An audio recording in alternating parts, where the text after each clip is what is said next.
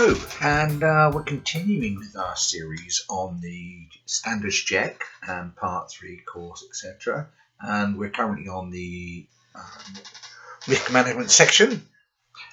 We've already covered the responsibility will be shared, and if we come along to the standards check form, you'll see the next one is were directions and instructions given to the pupil in clear and given in good time.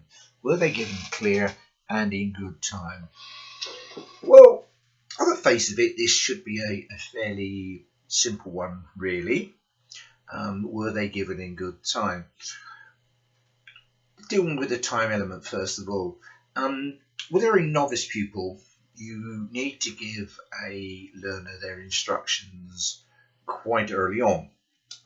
Giving them time maybe to think about the routine they're going to use and think about the steps that they're going to use the routine.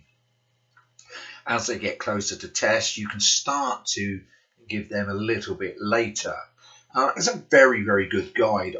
If you're not already sitting in the back of tests, you really should be listening to when the examiners give their route directions and give their directions, etc., and also how they give them.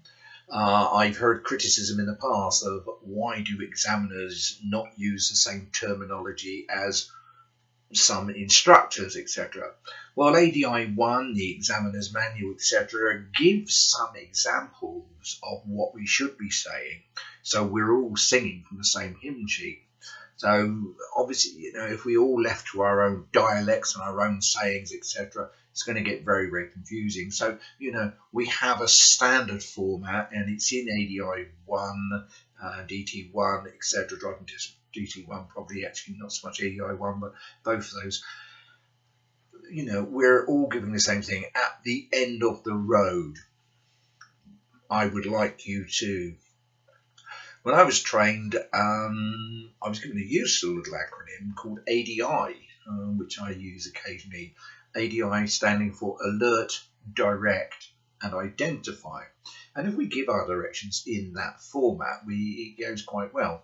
To alert, I would like you to, there's the alert, direct, take the next road, direct, on the left, where you're identifying it.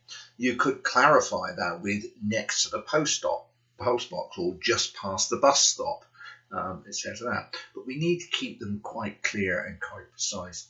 And so I thoroughly recommend listening to how examiners give them. So they need to be given in good time. As you start your early lessons with the learner, you give them earlier.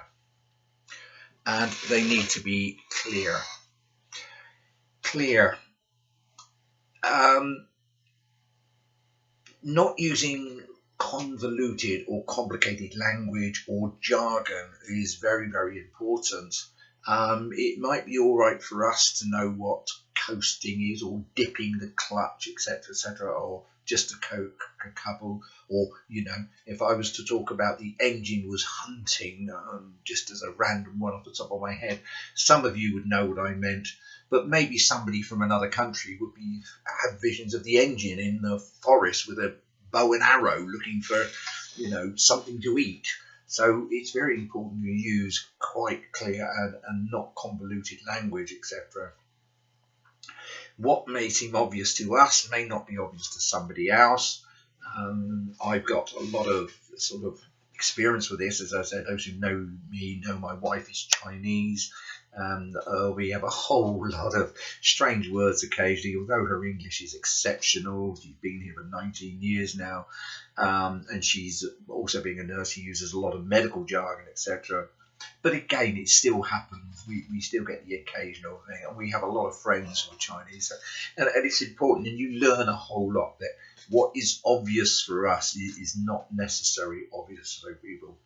And sometimes just a simple matter of changing words around. I'm just trying to think of an example there. We use the phrase surname. Could I take your surname, please?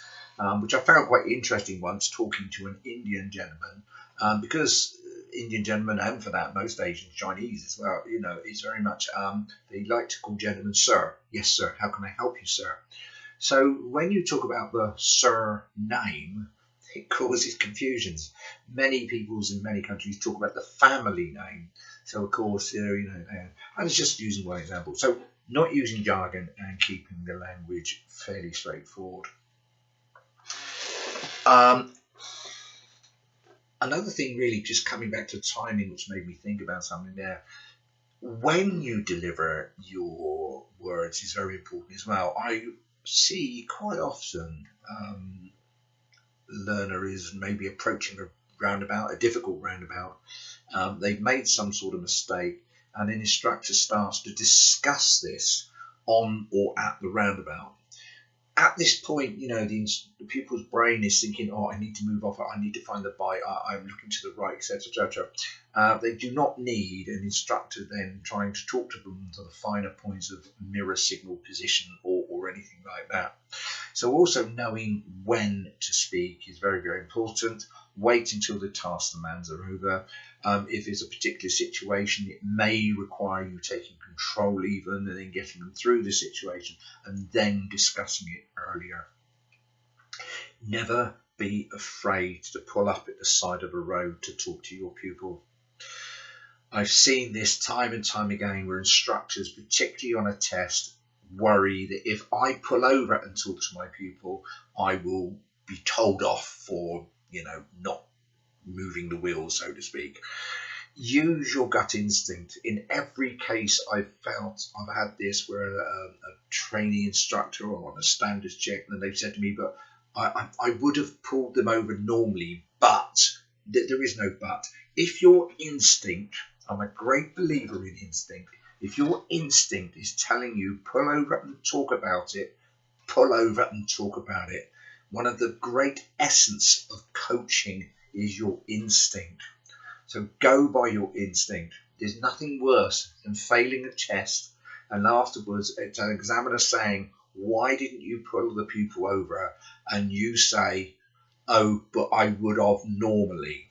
Okay, do what you do normally and keep it there. Very short one there, just to recap. Use the same type of terminology that is used by the examiners. Try to get the timings ultimately like the examiners, so it's the same sort of timing, etc. But in the early lessons, make it earlier so they've got more time to think about it. Don't use jargon, etc. And don't talk to them when the task demands, when they're busy. Okay, that's it then. This is a very short one today. Next we'll move on with this series. So as I always say, bye for now and happy teaching.